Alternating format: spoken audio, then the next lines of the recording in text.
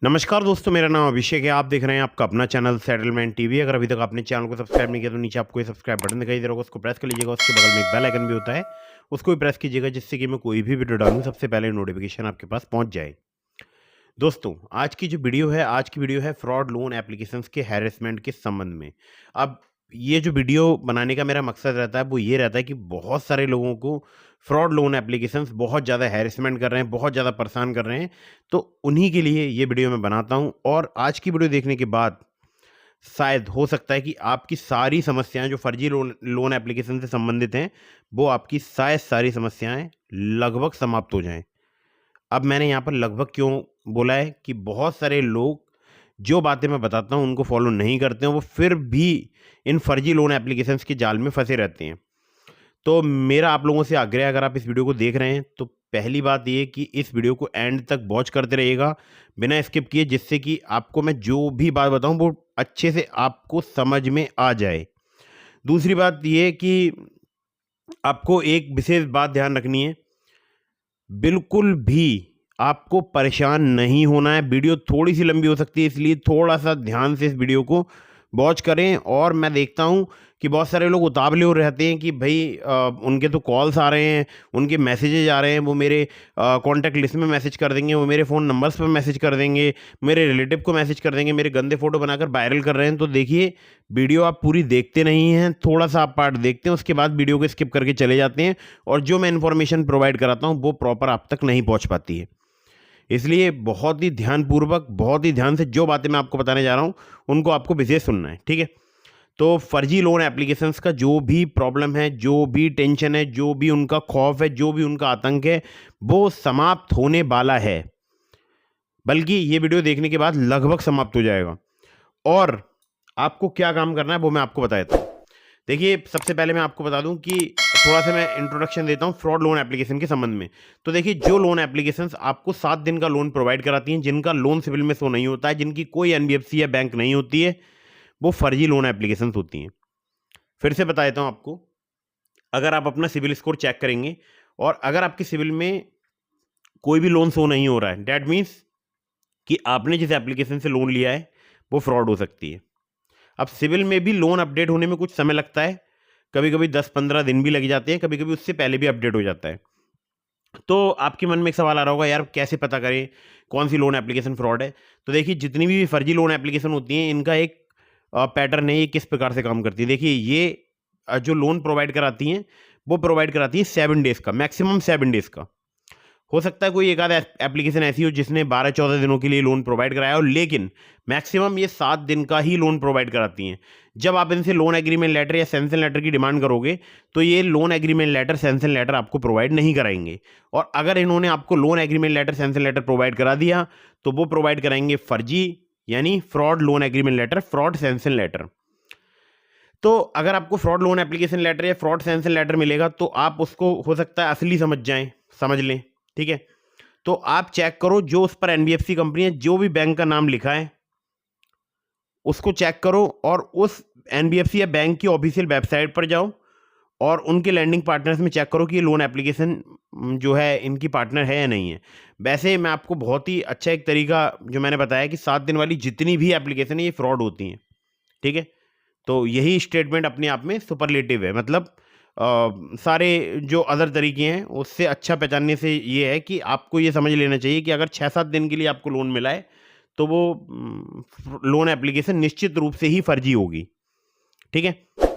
तो अब आगे बात करते हैं कि इनका करना क्या है। तो देखिए, जब आप फर्जी लोन एप्लीकेशंस को इंस्टॉल करते हो फ़ोन के अंदर, तो उस वक्त आप बहुत सारे जो है उनको परमिशंस प्रोवाइड कराते हो, जैसे आपके कॉन्टैक्ट लिस्ट की परमिशन, आपके मीडिया स्टोरेज की परमिशन, आपके मैसेजेस की परमिशन, कॉल हिस्ट्री की परमिशन।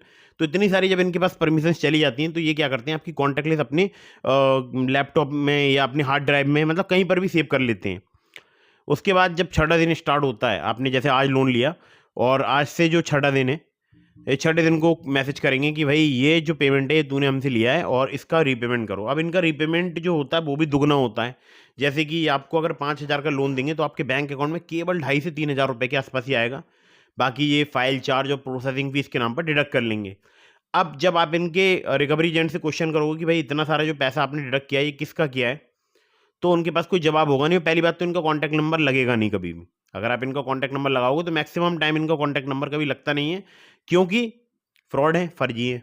ठीक है, इनके रिकवरी एजेंट ऑटोमेटिकली आपको छठे दिन कॉल करेंगे, और जब आप उनको ये पूरी बात बताओ कि भाई मैंने तो लोन अप्लाई नहीं किया था, मैंने तो सिर्फ ऐप डाउनलोड करके उसमें लॉगिन किया था, तो वो बोलेंगे सीधे सीधे पेमेंट कर, अदरवाइज तेरे गंदे फोटो बनाकर तेरी कॉन्टैक्ट लिस्ट में हम वायरल कर देंगे, या तेरे फोटो पर चोर फ्रॉड लिखकर, या तेरी जो कॉन्टैक्ट लिस्ट है उसमें तेरे को बदनाम कर देंगे, या तेरे कॉन्टैक्ट लिस्ट में हम किसी को कॉल करके धमका देंगे। इस प्रकार से ये मतलब धमकियां देते हैं, बहुत ज़्यादा लोगों को परेशान करते हैं। ठीक है, तो समझ जाइएगा फ्रॉड लोन एप्लीकेशन है। यही तरीके होते हैं इनको पहचानने के। और अगर आपको धमकी मिल जाए या मिलने वाली हो, या आपको अभी रिसेंटली पता चला है कि आपने जिस एप्लीकेशन से लोन लिया है 7 दिन वाली से, वो फ्रॉड है, या जो 7 दिन वाली एप्लीकेशन में फ्रॉड होती है, अभी आपको ये बात पता चली है, तब भी आप इस वीडियो को देखते रहो। देखिए, फर्जी लोन एप्लीकेशन से बचना सिर्फ एक, मैं बोलूँगा इसके लिए कि एक साइकोलॉजिकल वार है ये। मतलब जो वॉर है वो साइकोलॉजिकल है। अब आपके मन में आ रहा होगा यार साइकोलॉजिकल वॉर वॉर कैसे है, तो देखिए मैं आपको बताऊं। ये खेलते हैं आपके दिमाग से। जैसे कि हमें पता होता है कि हमारे जो रिलेटिव्स हैं या हमारे जो फ्रेंड्स हैं, जो हमारा फ्रेंड सर्किल है उसमें हमारी बहुत ही अच्छी इमेज है। ठीक है, हमें पता है ये बात, और है भी। ठीक है भी, और हमें पता भी है। तो ये उसी को डैमेज करने की कोशिश करते हैं आपके कॉन्टैक्ट लिस्ट में आपके गंदे फोटो वीडियो वगैरह वायरल करके। अब आपके मन में आता है यार किसी को पता ना लग जाए कि मैंने लोन लिया है, मेरी कॉन्टैक्ट लिस्ट में पता चल गया तो भी बदनामी है, गंदे फोटो बनाकर वायरल करेंगे तो भी बदनामी है, घर पे मैं बता नहीं सकता क्योंकि जो है मैंने तो एक बहुत बड़े कहीं पर चोरी कर ली थी, या मैंने बहुत कहीं पर डाका डाल लिया था, या मैंने डकैती कर ली थी, तो इस बात को तो मैं घर पे बता नहीं सकता हूँ। ठीक है, आपके मन में यही आता होगा। लेकिन यही सबसे बड़ी गलती है, इसी फॉल्ट लाइन को वो यूज़ करते हैं आपके खिलाफ। तो कभी भी सबसे पहले मैं आपको बता दूं, इनका ना तो आपको लोन चुकाना है, ध्यान रखो, जितनी भी 7 दिन वाली एप्लीकेशन है इनका आपको कोई लोन वगैरह नहीं चुकाना है। आपको सिंपली इनसे loan agreement letter, sanction letter की डिमांड करनी है, ये वो प्रोवाइड कराएंगे नहीं। और आपको सिंपली इनकी पुलिस कंप्लेंट रजिस्टर करानी है, चाहो आप नियर बाई पुलिस स्टेशन में करा दो, चाहे near by cyber crime police station में करा दो। अगर आपके शहर में आपके आसपास साइबर क्राइम पुलिस स्टेशन है, बहुत ही अच्छी बात है, वहाँ पर आपको बहुत ही अच्छी जो है मतलब राय भी मिल जाएगी पुलिस की। और अगर कोई पुलिस स्टेशन है आसपास, साइबर क्राइम पुलिस स्टेशन नहीं है आपके ज़िले में, तो फिर पुलिस स्टेशन में आप कंप्लेंट रजिस्टर करा सकते हैं। बट कंप्लेंट आपको जरूर रजिस्टर करानी चाहिए, ऐसा बिल्कुल भी नहीं करना है आपको कि आप कंप्लेंट रजिस्टर ना कराएं। ठीक है, अब कंप्लेंट में आपको कैसे क्या लिखवाना है ये मैं आपको थोड़ा सा बता देता हूँ। देखिए, अगर आप खुद से कंप्लेंट एक एप्लीकेशन लिख कर लेकर जा रहे हैं अपने पास से, तो आपको मैं एक ड्राफ्टिंग टाइप बता देता हूँ। आपको लिखना है सबसे पहले सेवा में श्रीमान, थाना अध्यक्ष महोदय या थाना प्रभारी महोदय। ठीक है, जो भी आपका ज़िला है, जो भी आपका थाना है, वो सब कुछ आपको डिटेल लिखनी है। जैसे कि थाना, मान लीजिए आप दिल्ली में हैं, तो दिल्ली का जल्दी मान लीजिए आपका दिल्ली का बसंत कुंज है। ठीक है, तो बसंत थाना बसंत कुंज दिल्ली, ऐसे करके आप लिख देंगे। और वहाँ पर उसके बाद आप शुरू करेंगे, महोदय निवेदन करना है कि मेरा मोबाइल नंबर ये है, या पहले बता दीजिएगा, महोदय निवेदन करना है कि मेरा नाम ये है और मेरा मोबाइल नंबर ये है। इस मोबाइल नंबर से मैंने कई सारी एप्लीकेशन से लोन लिया था, जिनका वर्णन मैं आपको जो कंप्लेंट है इसमें मैं आपको बता रहा हूँ। तो आपको लिखना है सारे एप्लीकेशंस के नाम, जो भी है, मान लीजिए कोई भी एप्लीकेशन है जो कि फ्रॉड है, ठीक है, उसका आपको नाम लिखना है। उसके बाद बताना है कि मुझे महोदय ज्ञात नहीं था कि ये लोन एप्लीकेशन फर्जी है, फ्रॉड है, ये 7 दिन का लोन प्रोवाइड कराती है, ना ही इनकी कोई एनबीएफसी है, ना ही इनकी कोई बैंक है, ना ही loan agreement letter, sanction letter provide कराते हैं। इनके रिकवरी एजेंट मेरे फोटो, गंदे फोटो वायरल करने की धमकी देते हैं, और मैं जो है मुझे डर है कि ये लोग मेरे आधार कार्ड पैन कार्ड का भी मिसयूज कर सकते हैं। और इस प्रकार से आपको एक कंप्लेंट ड्राफ्ट करनी है। ठीक है, अतः श्रीमान जी से प्रार्थना है कि कृपया इनके खिलाफ कार्रवाई करने का कष्ट करें, और ऐसे ही करके आपको एक कंप्लेंट वगैरह लिख लेनी है। बाकी और ज़्यादा ड्राफ्टिंग के लिए आप चाहो तो आजकल तो बहुत सारे लोग जो एआई का भी यूज़ कर रहे हैं, बट मैं आपको सलाह नहीं दूंगा। आप किसी अपने नियर बाई कोई, अगर आपके कोई कानून के जानकार हैं, लॉयर हैं, या कोई आपके दोस्त हैं ऐसे जो कि कानून की जानकारी रखते हैं, या आप पुलिस के पास भी चले जाएंगे तो वो भी आपकी कंप्लेंट जो है वो लिख लेंगे। सिंपली आपको पुलिस कंप्लेंट रजिस्टर करानी है, और कंप्लेंट की साथ में आपके पास अगर कोई सबूत है उनके खिलाफ, तो वो भी आपको पुलिस को दे देना है, या उनके सॉफ्ट कॉपीज़ वगैरह पुलिस को प्रोवाइड करा देनी है या दिखा देनी है। ठीक है, कंप्लेंट कराने के बाद में उस पर जो पुलिस थाने की मोहर लगेगी उसको आपको अपने पास ले लेना है रिसीविंग के तौर पे। मतलब आप जो एक हैंड रिटन कंप्लेंट देते हैं उसकी एक फ़ोटोकॉपी आपको मिल जाती है रिसीविंग में। तो जब आपकी कंप्लेंट रजिस्टर्ड हो जाएगी, उसके बाद आपको क्या करना है, उस कंप्लेंट की लेनी है एक फ़ोटो और वो आपको भेजनी है सभी जितने भी आपके व्हाट्सएप पर कॉन्टैक्ट हैं सबके पास, ठीक है?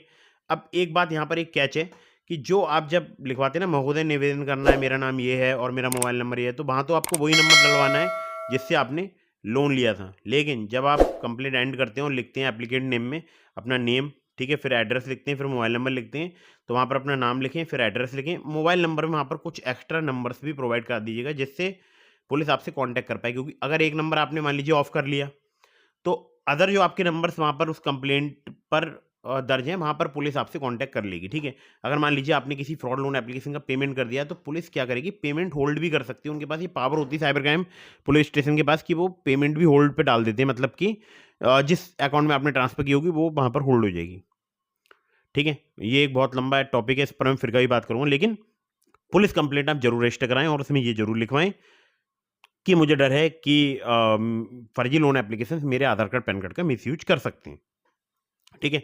ये लिखवाने के बाद में आपको जो आप कंप्लेंट की फ़ोटो लेंगे, उसको आपको सबके पास सेंड कर देना है। जितने भी आपके कॉन्टैक्ट में लोग हैं, चाहे 1 हैं, 2 हैं, 1000 हैं, 2000 हैं, जितने भी आपके कॉन्टैक्ट में लोग हैं, सबको आपको सेंड करना है। अब एक बार में मल्टीपल लोगों के पास सेंड नहीं होता, आपको पता है। उस तो कोशिश करें आप ग्रुप बना लें, ग्रुप में ऐड कर लें और या फिर अपने व्हाट्सएप स्टेटस पर लगा दें, ठीक है? तो ऐसा कर सकते हैं और अपनी डीपी पर भी लगा सकते हैं। और अपने जितने भी कॉन्टैक्ट में लोग हैं, उन सबको ये बोल दें कि आप अपनी डीपी प्राइवेट कर लें, ठीक है? जिससे कि जिसके फ़ोन में आपका नंबर सेव, मतलब आपके फ़ोन में जिसका नंबर सेव होगा उसी को आपकी डीपी दिखाई देगी। तो अगर ऐसा कर लेते हैं आपकी कॉन्टैक्ट लिस्ट में लोग, तो बहुत ही अच्छी बात है। नहीं करते हैं तो कोई टेंशन नहीं, कोई फ़ोर्स करने की ज़रूरत नहीं है। सिंपल आपको इतना ही बात बोलनी है और ये बोलना है कि मेरे साथ हो गया है एक ऑनलाइन साइबर फ्रॉड। अब आपके मन में एक सवाल आएगा, यार उसमें तो एप्लीकेशन में तो लिखा हुआ है कि लोन एप्लीकेशन से मैंने लोन लिया था या अप्लाई किया था, अब ये मुझे हैरेसमेंट कर रहे हैं, ब्लैकमेल कर रहे हैं, इन्होंने केवल 7 दिन का लोन दिया है जो कि आरबीआई की गाइडलाइन के खिलाफ है। इस प्रकार से आपने जो है मतलब एप्लीकेशन में सब कुछ लिखवाया होगा, तो आपके तो कॉन्टैक्ट लिस्ट में पता चल जाएगा सबके लिए कि आपने लोन लिया है। बट आपको वो पार्ट ब्लर कर देना है। बहुत सारी ऐसी एप्लीकेशन आती हैं जो कि ब्लर कर देती हैं, तो आपको जो बात दिखानी है वो आप दिखाइए, बाकी जो आप ब्लर करना चाहते हैं उतना पार्ट ब्लर कर दीजिए और उसके बाद अपने व्हाट्सएप स्टेटस पर लगा दीजिए, अपनी डीपी पे लगा दीजिए, अपने कॉन्टैक्ट में जितने भी लोग हैं सबके पास सेंड कर दीजिए। जब आप सेंड कर देंगे तो सबको उसके बाद कॉल कर देंगे या उसी कम जो फ़ोटो है उसके साथ में मैसेज लिख दीजिएगा। अगर आपके पास मुझसे संबंधित कोई कॉल, मैसेज, वीडियो, फ़ोटो आता है या कोई मेरे बारे में कोई जानकारी लेने की कोशिश करता है, तो आप उस नंबर को ब्लॉक कर दीजिएगा और कोई अगर आपके पास कॉल आता है, कोई मेरे बारे में कोई जानकारी जुटाने की कोशिश करता है, तो आप बोल दीजिएगा कि आप मुझे नहीं जानते हैं, ठीक है? सिर्फ़ आपको इतना मैसेज टाइप करना है उसके साथ में, फ़ोटो के साथ में और सबके पास सेंड कर देना है। आपको फिर क्या करना है, अपना करना है व्हाट्सएप बंद। व्हाट्सएप मतलब बंद का मतलब बंद, मतलब मैं अगर आपके पास मैसेज करूँ तो वो डबल जो चेक मार्क आते हैं या जो जिसको आप टिक बोलते हो, वो डबल जो टिक आते हैं वो नहीं होने चाहिए। और डबल ब्लू टिक का मतलब तो होता ही है मैसेज सीन हो गया, ठीक है? डबल टिक का मतलब होता है मैसेज डिलीवर्ड हो गया। बट अगर सिंगल टिक आता है, सिंगल चेक मार्क आता है, तो उसका मतलब होता है कि मैसेज डिलीवर्ड ही नहीं हुआ है। तो अगर फर्जी लोन एप्लीकेशंस वाले आपके पास मैसेज करें, तो उनके पास सिंगल चेक मार्क आना चाहिए। उसके बाद आपको अपना नंबर स्विच ऑफ करना है, जिस नंबर से आपने लोन लिया है, और ये आपको 1 से डेढ़ महीने बंद रखना है। आपको शुरुआत के दिनों में हो सकता है 1-2 बार किसी के मुँह ये सुनने को मिल जाए कि उन आपका कोई फ़ोटो या आपका कोई वीडियोज़ वगैरह एडिट करके या आपके बारे में किसी ने कॉल किया था या आपके खिलाफ में किसी ने कुछ बोला था या किसी को हो सकता है फर्जी लोन एप्लीकेशंस वाले ये बोलें कि आपको गारंटर बनाया गया है लोन में, ठीक है? ऐसा ही बोल सकते हैं। तो आपको विशेष ध्यान रखना है, आपको सबको ये बता देना है कि अगर मुझसे संबंधित कोई कॉल, मैसेज आता है, वीडियो आता है तो उसे ब्लॉक कर दो। और 1-2 दिन वो परेशान करेंगे, 1-2 दिन कॉल्स करेंगे आपके कॉन्टैक्ट लिस्ट में, 3 दिन करेंगे यार, कितने दिन करेंगे और सबके पास तो करेंगे नहीं, और भी लोग होते हैं भाई, लाखों-लाखों इन एप्लीकेशंस के डाउनलोड कैसे हो जाते हैं।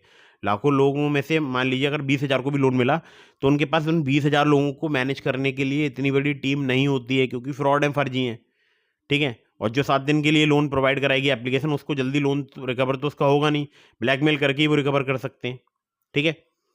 तो बस विशेष आपको ध्यान ये देना है कि आपको किसी भी फर्जी लोन एप्लीकेशन का लोन नहीं चुकाना है, क्योंकि ना तो ये आपका सिविल ख़राब कर सकते हैं, ठीक है। आपको ये डर सता रहा होगा यार मेरा सिविल तो ख़राब नहीं हो जाएगा, नहीं होगा, बिल्कुल भी आपका सिविल ख़राब नहीं होगा। आपको बिल्कुल टेंशन लेने की ज़रूरत नहीं है।